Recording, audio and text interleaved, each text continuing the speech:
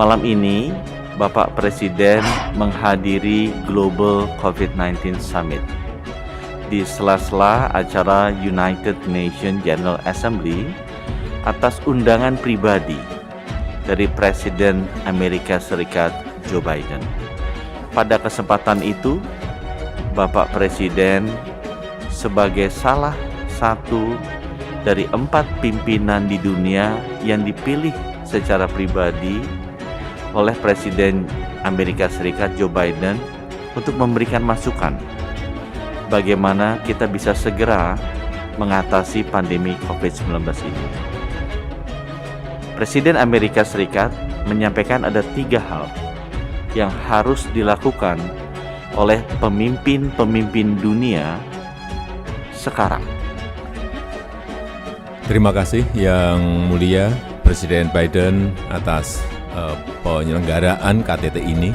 Dampak perubahan iklim sangat nyata di hadapan kita. COVID-19 dan resesi global membuat tantangan semakin kompleks. Saya kasih tahu anak saya, tulisan ini nangis dia. Nanti kamu dibilang dukung Jokowi.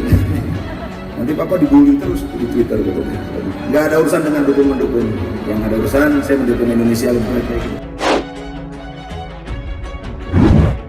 Yang pertama adalah bahwa kita harus berkomitmen bersama-sama seluruh pimpinan-pimpinan dunia untuk segera memvaksinasi umat manusia secepat-cepatnya.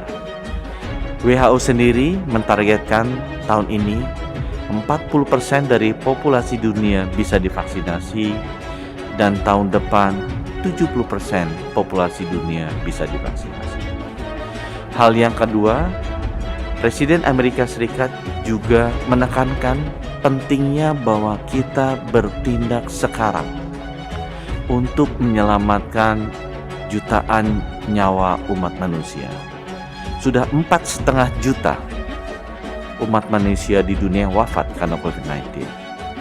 Beliau mengajak para pimpinan dunia agar bersama-sama bisa mempersiapkan seluruh alat kesehatan, obat-obatan, dan hal-hal lain yang dibutuhkan dalam menghadapi pandemi ini. Presiden Amerika Serikat menekankan secara khusus mengenai kebutuhan oksigen, kebutuhan sarana testing dan tracing, serta kebutuhan obat-obatan di rumah sakit. Hal yang ketiga disampaikan oleh Presiden Amerika Serikat adalah kita harus mempersiapkan diri untuk membangun masa depan yang lebih baik. Kita harus membangun arsitektur global ketahanan kesehatan dunia. Kita harus mempersiapkan bagaimana pembiayaan kesehatan dunia bisa ditata dengan lebih baik, sehingga kalau ada negara di dunia yang mengalami masalah kesehatan bisa segera dibantu, sama seperti kalau ada negara di dunia mengalami kesulitan keuangan bisa dibantu oleh badan internasional seperti IMF. Beliau juga menekankan bahwa untuk membangun masa depan yang lebih baik, lebih siap menghadapi pandemi berikutnya, semua negara harus memiliki ketahanan kesehatan yang baik. Bukan hanya negara maju, tapi juga negara-negara berkembang. Ajakan dari Presiden Amerika tersebut disambut dengan baik oleh Presiden Indonesia, Bapak Joko Widodo.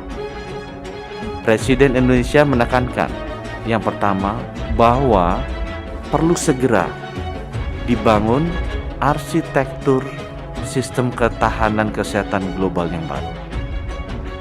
Melihat bahwa sistem kesehatan dunia itu sifatnya tidak lokal.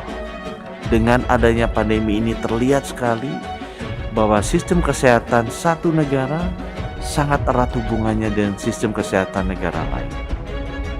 Dan kalau kita melihat bahwa di sistem keuangan dunia sudah tertata secara global, arsitekturnya dengan baik, maka Indonesia merasa perlu bahwa arsitektur sistem kesehatan global juga ditata dengan baik. Hal yang kedua yang Bapak Presiden sampaikan adalah bahwa perlu segera dibangun mekanisme global untuk sumber daya kesehatan yang bisa diakses oleh seluruh negara, terutama negara-negara berkembang, bila mereka menghadapi krisis kesehatan.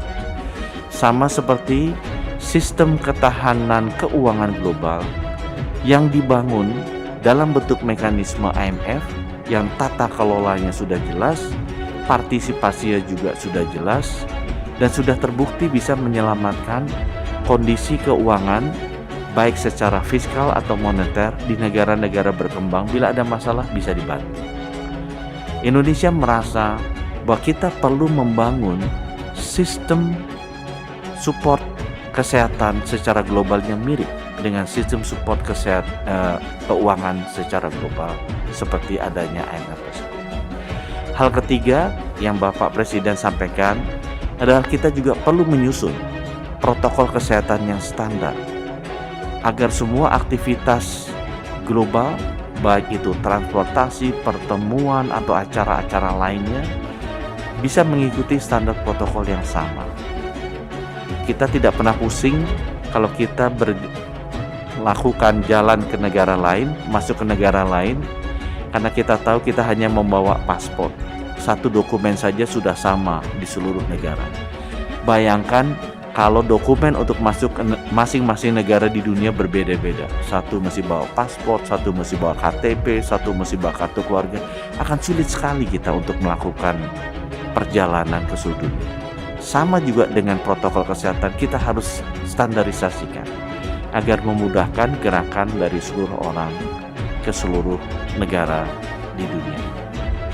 Ketiga hal tersebut Bapak Presiden tekankan terutama karena Indonesia akan menjadi Presiden G20 tahun depan. Indonesia juga berkomitmen untuk siap menjadi salah satu global hub manufacturing dari vaksin mRNA yang nantinya akan sangat dibutuhkan untuk memvaksinasi jutaan manusia di dunia.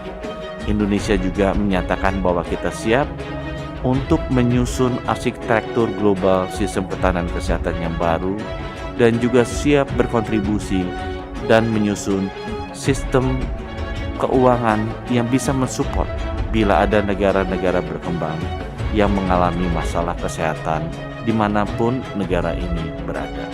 Demikian yang saya sampaikan. Terima kasih atas perhatiannya. Wabillahi taufiq wal hidayah. Wassalamualaikum warahmatullahi wabarakatuh. Penanganan COVID di Indonesia sedang menuai banyak pujian. Ini tentu layak membuat kita bahagia karena ini menunjukkan perang kita melawan COVID nampaknya berada di jalan yang benar. Ya, artinya mengapa kemudian apresiasi ini diberikan, karena kita melihat bahwa intervensi yang kita lakukan itu cukup signifikan ya untuk kemudian betul-betul menurunkan laju penularan. Kemampuan pemerintah Indonesia untuk menangani COVID-19 ini cukup lumayan, bahkan menjadi apresiasi dan contoh negara-negara lain. Yang memuji bukan saja lembaga internasional sembarangan, Bank Dunia dan Johns Hopkins University memuji Indonesia. Tampaknya strategi presiden ini relatif cukup berhasil. Istilahnya dengan injak rem dan gas, rem dan gas. Yang pasti adalah dukungan juga dari masyarakat ya, bahwa masyarakat kemudian memahami pemerintah mengambil kebijakan PPKM, membatasi mobilitas dan juga aktivitas ekonomi ya, sehingga itu juga menjadi salah satu kunci kepatuhan masyarakat dan partisipasi masyarakat dalam melaksanakan PPKM ini secara sadar. Dalam 3 minggu ini kita sudah berada di angka yang baik menurut saya. Ini yang harus kita jaga dan terus kita tekan agar terus berkurang. Pelan-pelan diberikan pemahaman oleh pemerintah Indonesia. Bukan hanya angka saja ya, tapi memang kondisi tadi ya. Kalau kita lihat intervensi yang kita lakukan itu sejak pada saat terjadi peningkatan kasus itu kita sudah melakukan kebijakan untuk pelaksanaan PPKM ya. Di kita kemarin-kemarin banyak demo yang protes soal COVID, yang ini, yang itu. Ada tokonya yang nama Jering, ada dan lain-lain. Itu ternyata sekarang makin lama makin sadar masyarakat. Bahkan para pengkritik pemerintah nomor 1 di dalam negeri seperti Pandu Riono atau juga Profesor Joel Picard dari Singapura kini juga mengakui keberhasilan pemerintah tersebut. Di kesempatan lain, Wakil Presiden Ma'ruf Amin mengatakan saat ini pemerintah sedang mempersiapkan bagaimana Indonesia menghadapi endemi COVID-19. Hal tersebut menyusul apresiasi Johns Hopkins University (CSSI) COVID-19. Data yang menyatakan bahwa penanganan COVID-19 di Indonesia adalah salah satu yang terbaik di dunia karena mampu menurunkan angka kasus hingga 58% dalam waktu 2 minggu. Alhamdulillah, penanganan COVID-19 di Indonesia sudah cukup menggembirakan dan bahkan sudah memperoleh pengakuan dari dunia internasional, ujar Ma'ruf saat meninjau sentra vaksinasi Kompas Gramedia Group di Bentara Budaya, Jakarta, Kamis 23 September 2021. Oleh karena itu, memang kita sedang mempersiapkan selanjutnya bagaimana Indonesia menghadapi endemi, lanjut dia. Terlebih kata dia, COVID-19 tidak bisa diprediksi keberlangsungannya hingga kapan. Oleh karena itu, persiapan untuk mengantisipasi kemungkinan meningkatnya kembali kasus COVID-19 pun harus dilakukan agar siap menghadapinya.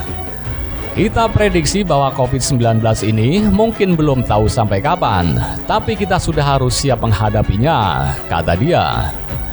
Di samping itu, vaksinasi juga harus terus digenjot untuk mencapai target 208,2 juta masyarakat supaya tercapai herd immunity-nya. Termasuk terus melaksanakan tracing, test, treatment atau 3T untuk mencari orang-orang yang terpapar COVID-19 dan kemudian mengisolasinya. Sementara itu, Menteri Kesehatan Budi Gunadi Sadikin mengatakan tidak ada pandemi yang selesai dalam waktu singkat. Oleh karena itu, masyarakat pun harus belajar hidup berdampingan dengan virus penyebab pandemi itu. Pertama yang harus kita lakukan, memastikan semua cepat vaksinasi. Kalau bisa cepat dapat vaksin 2 dosis, kata dia. Sebab negara seperti Israel dan Amerika Serikat yang vaksinasinya tinggi pun kembali mengalami kenaikan kasus COVID-19 karena mengabaikan protokol kesehatan. Dengan demikian, Budi pun mengingatkan agar masyarakat tidak euforia meski sudah mendapat vaksinasi dan kasus di Indonesia telah turun. Selain vaksinasi, jangan euforia, tetap waspada, terus jalankan protokol kesehatan, pakai masker, dan juga jaga jarak, ucap dia.